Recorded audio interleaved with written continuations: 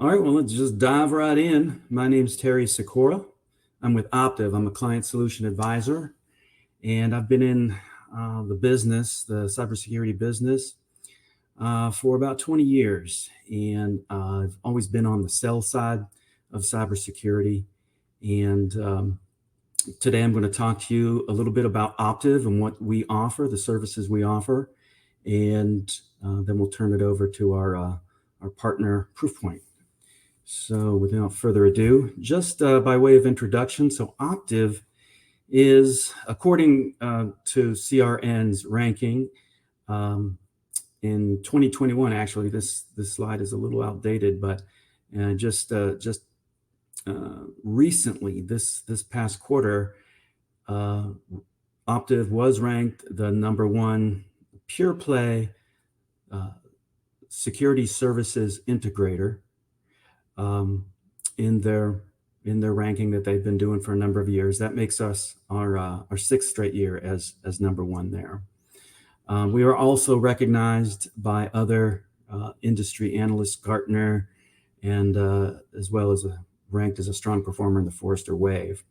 And what Optiv brings to the table are two things.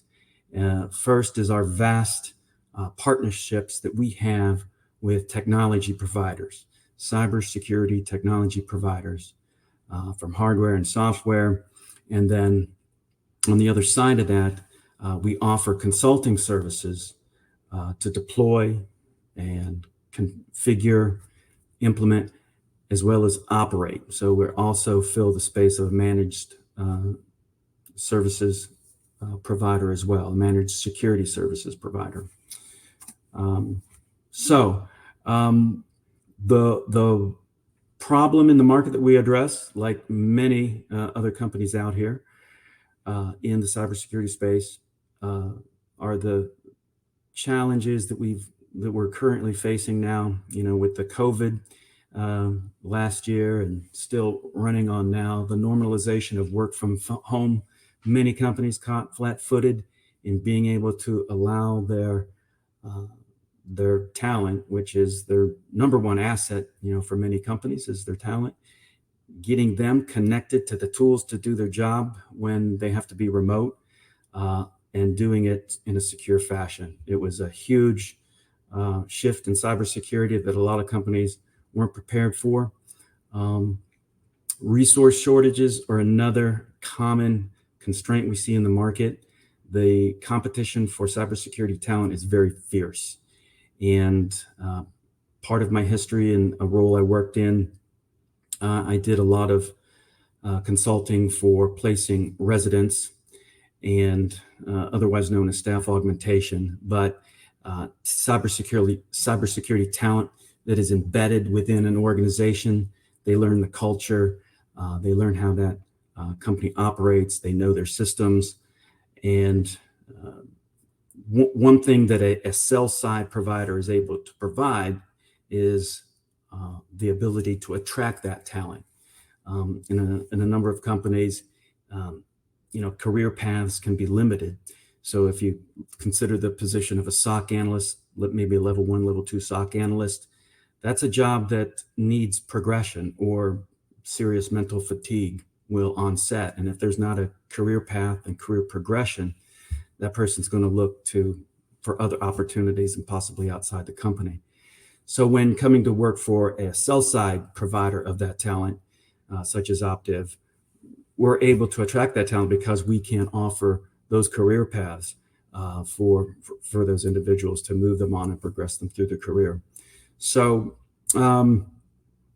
compounding technical debt, that's a mouthful, but we have all of these tools. Tool sprawl is what this is getting at. We've got a lot of tools that are bought, and whether they're on OpEx or a CapEx budget, they're maybe not used. They just sit around and collect dust, maybe running on a server, but not really used to their full potential. And then you multiply that out a few times, and that's pretty costly if those tools aren't being used to their highest efficiency. And then also there's the problem of overlapping functionality between tools.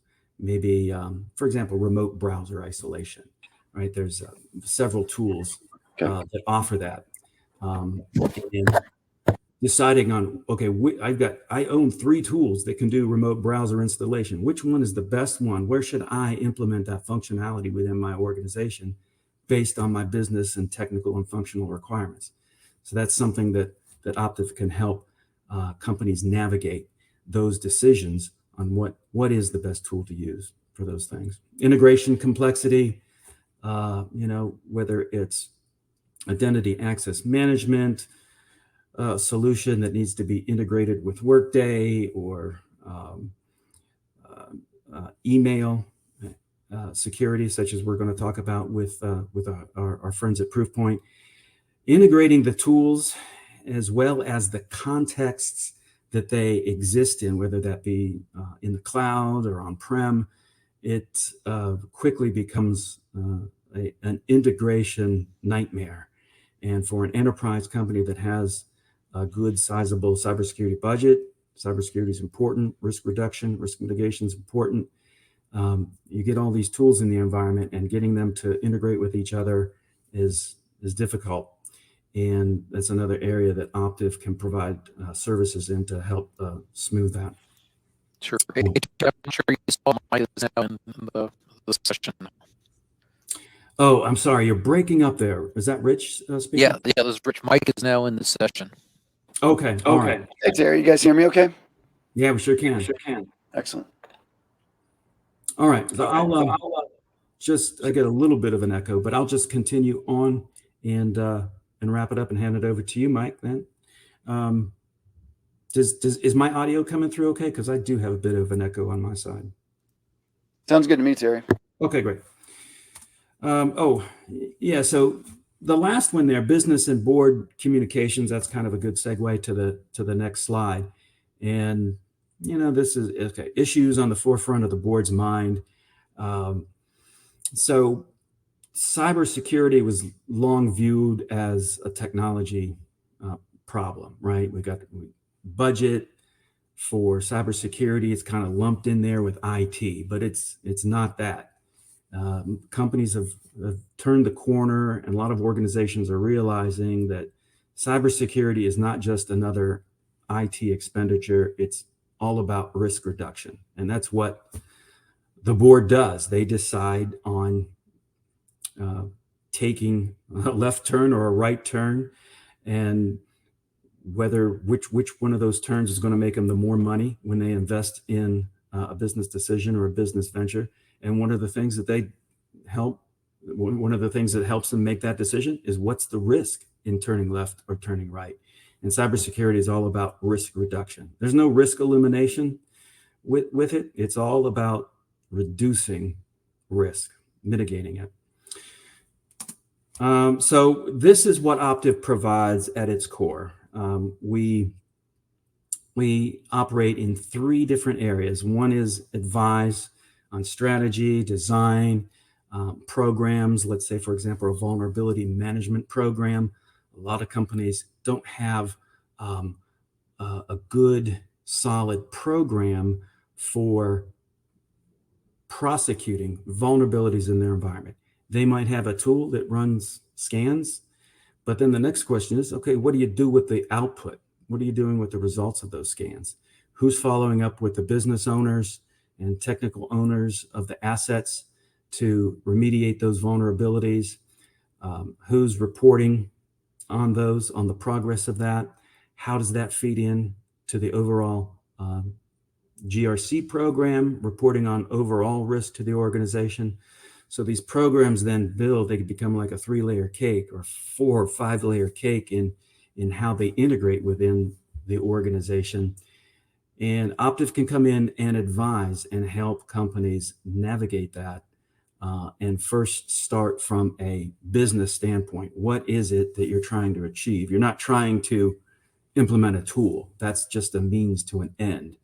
You're really, Mr. Customer, you're trying to solve a business problem. And what are your business requirements to do that? What outcomes are defining success for you? Then deployment. When technology is identified, because, like I said, technology is a means to an end. That's not to discount it. It just means that it's an important piece, but it's not the end all be all. And being able to deploy that technology correctly and configure it and integrate it, as I was alluding to earlier, that's a tough thing to get it right, because there are 100 different ways to deploy something incorrectly, and really only maybe 2 or 3 ways to implement it correctly that can align with business and functional requirements and those outcomes. Optiv also provides managed security services. We run a SOC. We also offer a managed XDR detection and response, managed detection and response solution with automated playbooks and SOAR integration, as well as an incident response retainer that's all integrated in. So it's not about just monitoring, oh, there's an alert, I better notify you of that alert, and good luck, by the way, with that alert and figuring out what it means. No, Optiv will digest that within context, enrich that data with the tools that are in the environment. Perhaps there's an endpoint tool deployed. We'll use that to enrich the alert and make it become, or determine whether or not it's human worthy for human eyes to look at it and investigate. Right? A lot of that can be automated, and SOAR, playbook automation is another area that we can help organizations navigate. So when we look at those 3 phases, advise, deploy, and operate, and where Optiv stands in the market, we see ourselves as competing with 4 different categories of providers: your VARs and your other service integrators, consultants, other managed security services providers, and then security technology companies. And we view those 4 categories as just giving partial control across that spectrum of advise, deploy, and operate. We believe that Optiv offers the best coverage in all of those phases. And then on this slide, I'm just depicting on the areas where we go and the depth we go across that spectrum of advise, operate, and advise, deploy, and operate, right? So within the applications area, for example, right there at the top, application development and the operational security, we cover the whole spectrum of advise, deploy, and operate there, right? And all the way down through your IoT, we've got the whole spectrum covered there. Some of these spectrums don't require an operate phase. For example, your offensive security, whether you're doing some just your standard penetration testing or something more advanced like a red team or a purple team, those are book-ended consulting engagements that really don't have an operate phase, right? Here's the stats on Optiv and how broad and deep we go. I won't read all of these to you, but it's an impressive list when you stack it against other providers in this space, our competitors. We are privately owned at the moment, KKR and Blackstone. And I should mention that Optiv is the combination of what you would have known as Accuvent and Fishnet. So Optiv is the genesis of those 2 companies together. Yeah. A little bit more stats on this from a perspective of the Fortune 100, 500, and 1,000 and what we cover. We cover 80% of the Fortune 100. We cover SLED, state and local and education. And then we are deep into the various industry segments in the Fortune 500, covering 78% of retail, hospitality, and travel, and 81 in the financial services. And we've got vast partnerships, as I mentioned in my opening remarks. That's one of the things, that's one side of the coin that is Optiv, is our vast partnerships. And our partnership with ProofPoint is a very valued partnership. We are consider ProofPoint one of our core technology partners. We don't have many core partners.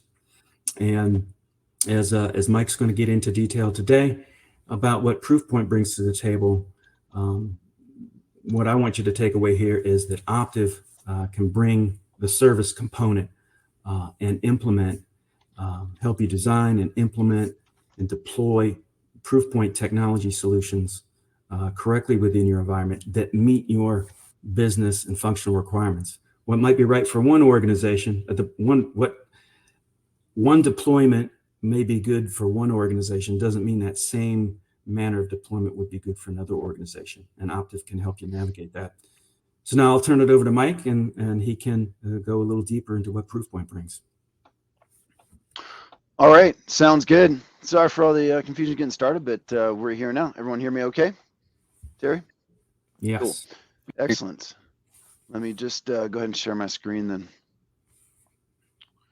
All right, so SSE, this is a new one. I apologize if I've got to take little voice breaks. Part of it comes from being at Game 1 of the World Series. I'm an Astros fan. I'm probably in the minority in that regard today, so based on the location of most of you, but I'm based in Denver, but grew up in Houston. My voice is a little bit gone from being at that game, so apologize if I have to take a break for some water. But excited to talk about this today. The SSE has been an interesting topic because this is something that kind of started with really the analyst community and has moved forward from there. But just quickly on the agenda, we're going to go through what is Security Service Edge. This is a phrase that's in the market but isn't necessarily well known yet. There's not a magic quadrant or anything on that yet. We'll talk about why it's relevant. Really what I like to talk to them about, and what I spend most of my time talking to customers about, is how do we put a strategy in place that's right for your organization. And I'll go through a quick demo of what we can do and what ProofPoint is offering in this area, because obviously ProofPoint's well known in the email space, but that's only a little bit of the story these days. But a little bit of background on Security Services Edge in case you're not familiar with it. This was started as SASE, S-A-S-E, which was Secure Access Services Edge. Gartner's now split that into two, basically. They took those concepts and bifurcated them. And so Security Services Edge is really focused on more the cloud elements and data security and a few other areas. But this started quite a while ago. Gartner, as zero trust became more used and more maybe accurately misused, they started to understand that they needed to help customers define how all these technologies come together and what is the solution that you need to go, and how do you prioritize the use cases, the business risk, the outcomes that are associated with these technologies. And so these are, everything we'll talk about is none of this is one product. It's probably not even one vendor, to be quite frank, when you really look at deploying everything broadly. But as we got into that, and as the market started to understand and try to consume that, Gartner started to find that in the vendor landscape, SASE wasn't really something that worked very well, because you had vendors kind of addressing the network side of it, and you had other vendors addressing the security side of it, and those two vendors generally had different approaches to everything. And so they started to say, well, this doesn't work as well in practice as it did in theory. This happens sometimes in the analyst world. Some of their concepts don't necessarily work in the real world. And so in the spirit of trying to make it a little bit easier for customers to consume, they focused on SSE. And so that's what we're going to focus on today. So what are these and what is it not? As I mentioned, this is not a single product. This is an approach. It's a concept. It's a way of viewing your business risk, viewing your operations and your outcomes and your controls all in a cohesive manner. So every organization is going to be different. If you're in healthcare, you probably have different concerns than a financial organization or a manufacturing organization. And so there's nothing specific or cookie cutter about this in terms of, you just start in one place and go from there. Really, this is a journey. You're not really going to start with one thing, and your starting point is probably going to vary, again, based on all those elements I just mentioned. So the most important thing is to understand and define your business risk, and then go from there. That's really going to tell kind of pinpoint or highlight your direction towards how you start getting visibility and control around some of these different areas. And then, really looking at how we gather context to assess risk, and then use that context to make on-the-fly decisions. What I mean by that is things like are you at more risk for threat than you are normally? Are you now using an unmanaged device versus a managed device, and we want to have different controls there?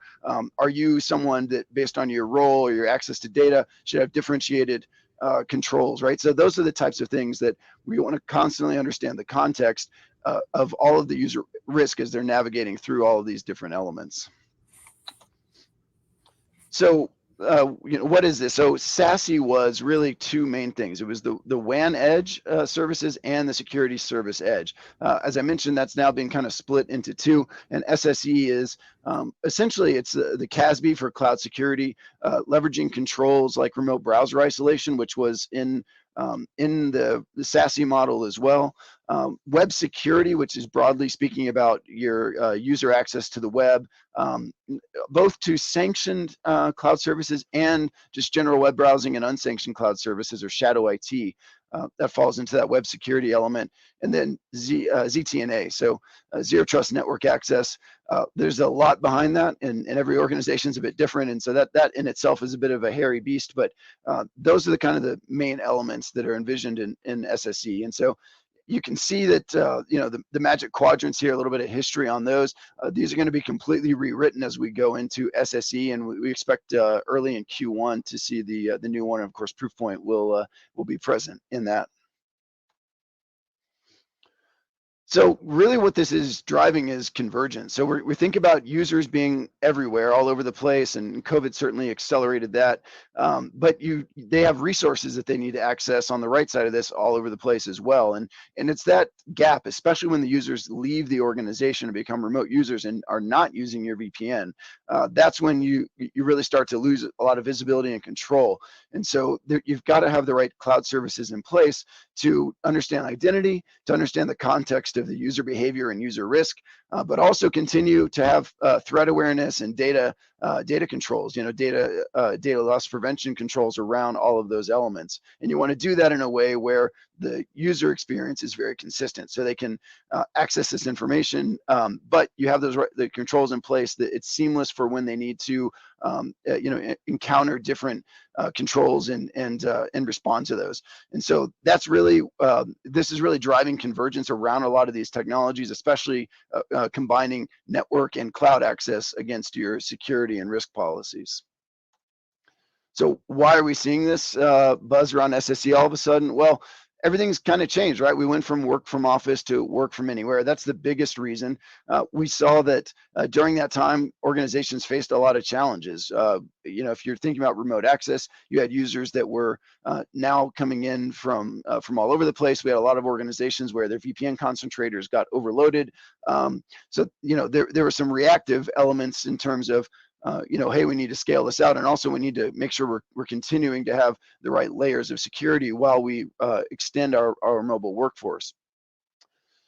But there are really four primary use cases that are focused on SSE. The first is securing administration and policies of those cloud services, of the web usage that your users have as they're navigating both the sanctioned and unsanctioned cloud services. You need to understand where they're going, how you can control the movement of data, how you can ascertain risk of users. You certainly want, if Mike Stacy's logging on to corporate Office 365 or corporate G Suite, you want to be sure that's Mike Stacy, not a threat actor who's taken over my account. So that's the first part, and that goes right into the next one, which is the detection and mitigation of threats. We all know, of course, ProofPoint's focused very heavily on email. That's still the #1 threat vector. Cloud is becoming or is #2, and we see a lot of direct cloud attacks now that don't involve email lures. And so the way you detect and mitigate those threats is changing over time, of course. Now, the remote workers are a big factor here. You need to connect and secure them. Zero trust starts to come into play here with securing remote workers, because now what you can do is, instead of saying, well, you're on VPN, you have access to our entire network, we can say, well, you connect in. We know because of the department you're in or your role that you're only going to get access to the specific elements and data categories that you should have access to perform your job function. And so that goes into the next one as well, which is identifying and protecting sensitive information. Often, data classification comes into play. If I have a policy that says, hey, anyone coming in remotely that's a member of, this group or this department, this is the type of data you have access to. This is where that data can and cannot go. Those are all relevant use cases within an SSE concept. So in terms of developing a strategy for your organization, we kind of break down what are the elements here. So threat protection, this has got to be a major piece, and we need to look at threat all over the place. And threat, by the way, especially when we think about extending this into an SSE concept, isn't always just threat actors and external adversaries. You can also factor in insider risk and insider threat to this as well. So threat protection does mean not only malware and all that, but it does play into insider risks also. Of course, DLP is a big part of this, whether that's inline or we're monitoring cloud services for things like sharing risks. You've got to know where your data is, have some classification on that, and be able to understand how that data is moving. From an investigation and operation perspective, we like to be able to show the history of data. When we get into a scenario where we might need to go investigate an incident, you want to have a good timeline of what's happened there. So DLP remains important. And DLP is one of those technologies that's hated by a lot of people, but unfortunately is never really going away. We're just trying to make it a little bit more streamlined and more user-friendly. We'll talk about how ProofPoint does that. Shadow IT. Shadow IT was probably the earliest use case for CASBs back, however many years ago CASB started, 8 or 10 years ago now, which is organizations knew that they didn't have all the visibility and certainly no control over what was happening as personal cloud services, consumer cloud services were on the rise, and folks were circumventing IT controls for more convenience, right? So instead of using your internal file shares, they might just put their data on Dropbox and they could sync it to their phone and to their laptop, and that was great for the user. That was bad for data security. That really hasn't changed. We still need to understand what services people are accessing, what is the risk of the services, and how do we get visibility and control into those. And then ZTNA, this is now, taking this a step further. Least privilege access is, commonly used in conjunction with this. How do we make sure that people, whether they're accessing internal or external resources, how do we make sure they're getting only to what they need to get? Why is that important? Well, for both those insider and external threats, someone who has access to data inside the organization, if their account gets compromised now, an attacker has access to all of the data that user had access to. There are other more advanced techniques as well, leveraging things like OAuth applications and whatnot, but that's a more common example. The other one is, it's very common, especially for people who stayed in an organization for a long time, to move between job functions or departments. And over time, you end up where people have data, access to data all over the organization that they don't necessarily need anymore based on their job function. And so if the policies and controls can follow the role of a person and automatically add and remove those capabilities based on changes to the actual user, that's where zero trust starts to come into play. And we think about that not only in internal access, but also external access. And from a ProofPoint perspective, if you work with ProofPoint at all, you'll hear people-centric probably pretty quickly in any conversation, because you can look at Verizon's report, or really any report you want to look at. People are the main risk here, and so we want a people-centric perspective on this, because whether it's about protecting the person and putting the right controls in place, or if we have to get into a scenario where we're investigating an incident, we want to do that around the person, because it's the person that has access to the data. It's the person that has the potential leakage of that data. And so the more that we put those controls and visibility around a person, not around a device or a subnet or cloud service, it's really about, somebody has to have access to that data for it to move. And so the first step in this is gaining visibility and control. You have to look across all these areas of data loss risk, of business risk, and understand, what is it that I can see? Do I know where my users are browsing? Can I see how they're sharing files? Do I know whether or not they might be moving things to USB, to personal Dropbox, or those types of things? Those are really, there's a lot of different ways users can impose risk to the organization, and until you have visibility across all of those, you cannot control it. And so that's always the first step. And so as you're starting your journey, think about all these different areas that are both corporate assets and non-corporate assets, and ask yourself, number one, where is the largest risk? And number two, make a Venn diagram. Where do I have visibility? Where do I not have visibility? That's where you want to focus first. And so one of the key drivers is, or key concepts here is going to be threat protection. Again, email is number one threat vector, but that's not the only one. At ProofPoint, we think about threat there, but we also look at mitigating threat on the endpoint with our endpoint agents, both insider risk and risk of things like malware. Our cloud apps, so that both the cloud apps that are sanctioned by the organization, as well as potentially cloud apps that are not sanctioned by the organization. They might be tolerated, you might allow a user to leverage those, or they might be something that you should be blocking. But from a threat perspective, the reason it's important to get the visibility across all of this and control across all of this is because it's very easy for users to fall victim to elements that are outside of the corporate visibility. A good example is an attacker might try to circumvent your controls by attacking a user's personal email. If I have access to my webmail from the corporate network, I might be at risk for the same email threats that our corporation is blocking with, say, ProofPoint Email Gateway. So having visibility to the cloud apps and to the general web browsing and network activity of users is really important. And we try to, we don't try, we bring contextual information across all of this. So because we have good visibility in terms of URLs, domains, et cetera, that are at risk across the internet every day, we can go and add threat controls and risk visibility across all these different areas. And so from a kind of a tooling perspective, email DLP encryption is a really key starting point. If you haven't put in place that's a great place to start. Email is the number one threat vector, but it's also the number one data loss vector. And so understanding what data is leaving the organization and being able to detect that data and put controls around it, either to block it, or maybe it's data that should be shared out of the organization to, say, specific business partners. You want to encrypt that when you can. So that's an important part of everything to ensure that you've got the right controls and you can block and encrypt. You want to do this in a way that's very easy for the user, of course, and I'll mention this probably a few times. Once you set up a detection policy, whether you start in email or you start in cloud or on the endpoint, you want that classifier, that detector, that labeling technology, whatever phrasing you want to use, you want that to be consistent across all of these different areas. So email is a major one, but certainly not the only one.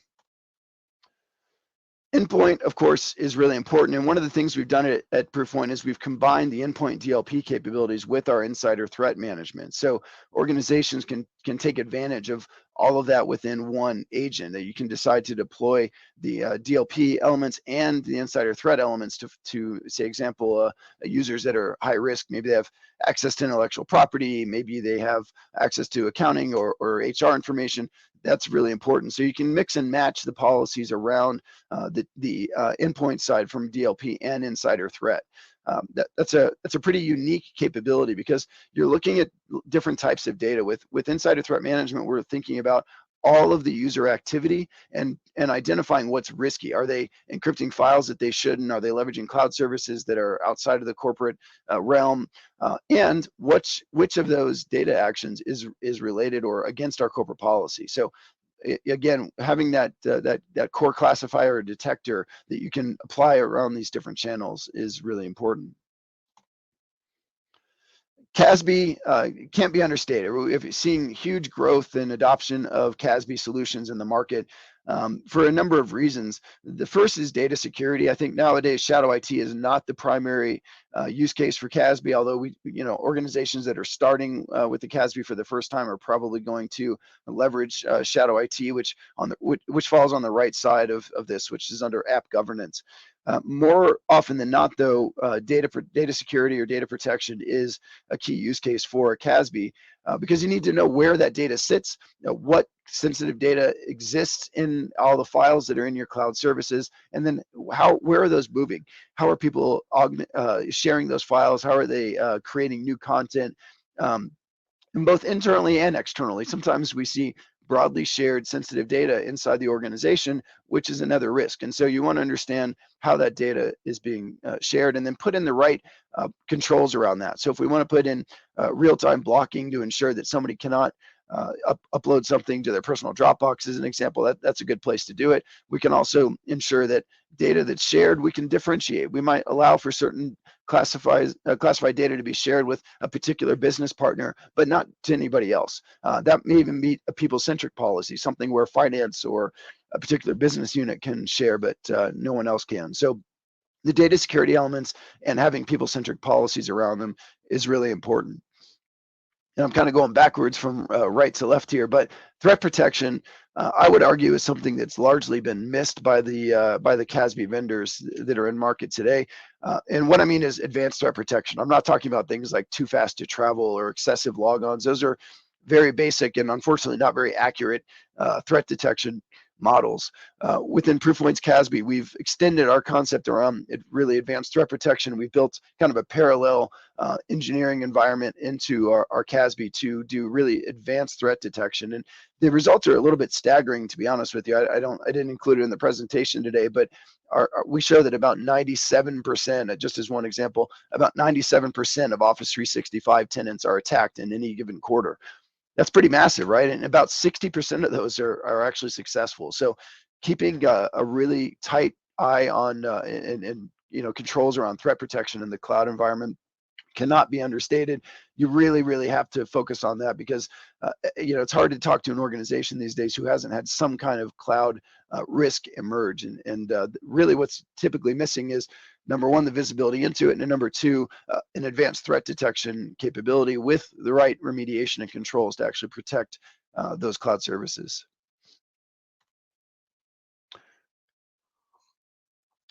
The next is web security. So with web security, there's a few different concepts here. The most basic one is secure web gateway. And I should mention that, at least from ProofPoint's perspective, all of this technology we deliver as a SaaS service. So these are all cloud-based services. Obviously, Endpoint DLP is going to be on the endpoint, but the rest of these services are all native to the cloud.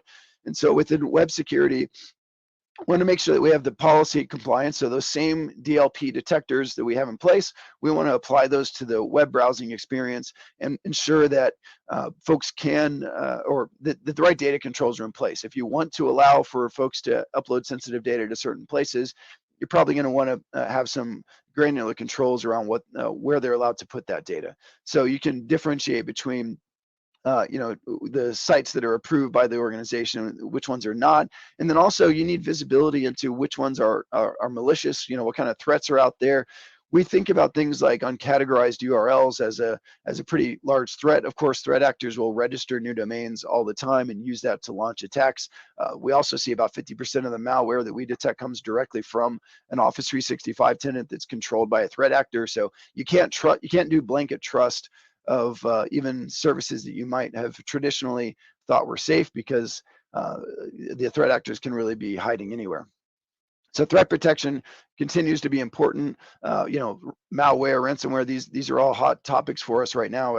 It's hard to go a day without reading about a pretty big ransomware attack happening somewhere.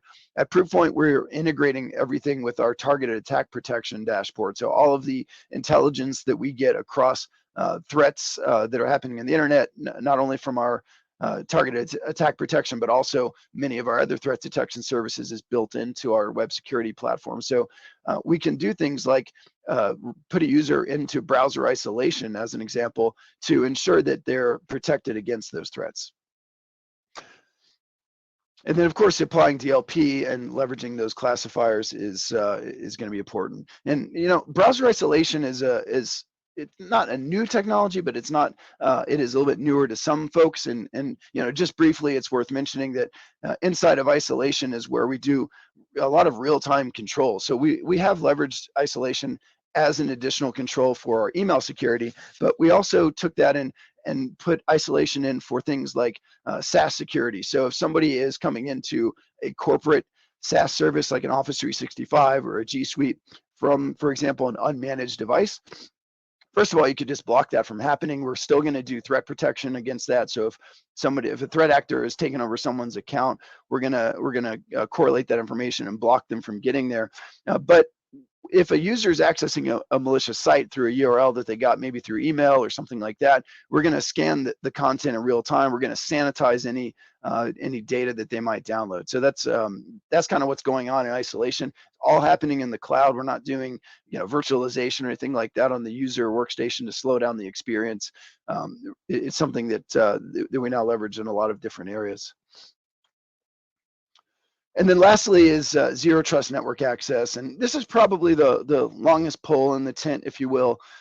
Zero trust network access is, it's actually had a roundtable with about 30 CISOs this morning. We were talking only about zero trust network access. And a lot of this was saying, hey, this is a bit of a buzzword, or it feels like a reinvented knack for cloud. There's a lot of confusion and things around zero trust network access, and it is potentially a pretty broad concept. But at its heart, zero trust network access is designed to give users access only to what they need to access, and to apply those controls dynamically based on the user risk, based on the data type, based on the access method. And so a common starting point is, hey, we want folks coming in on VPN only to get to those web services and file servers and those things that we want them to access based on their role. That's great.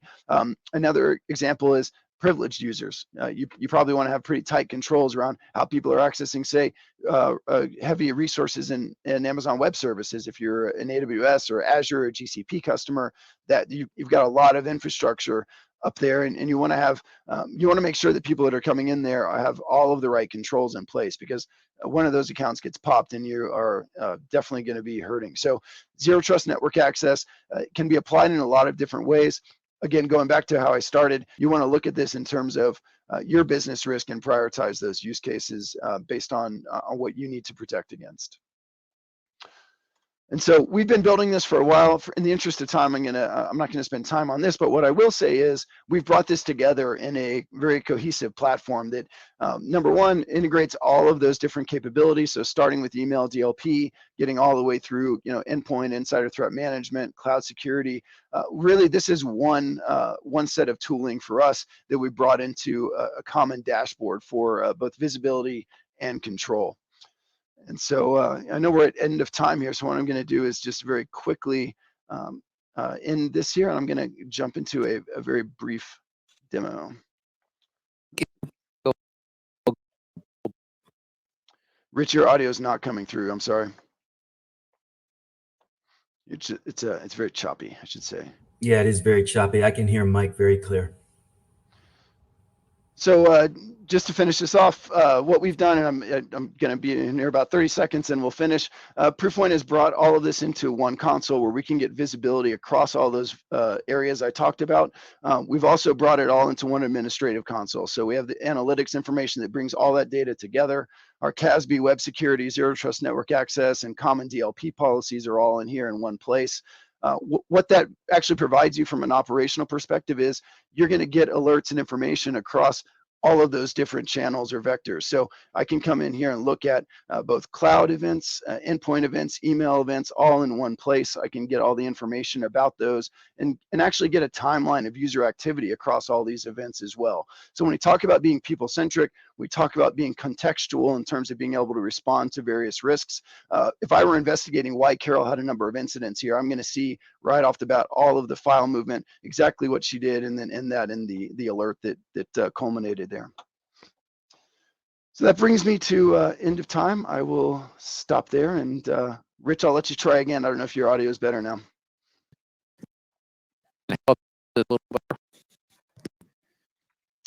Still breaking up there, Rich. Sorry about that.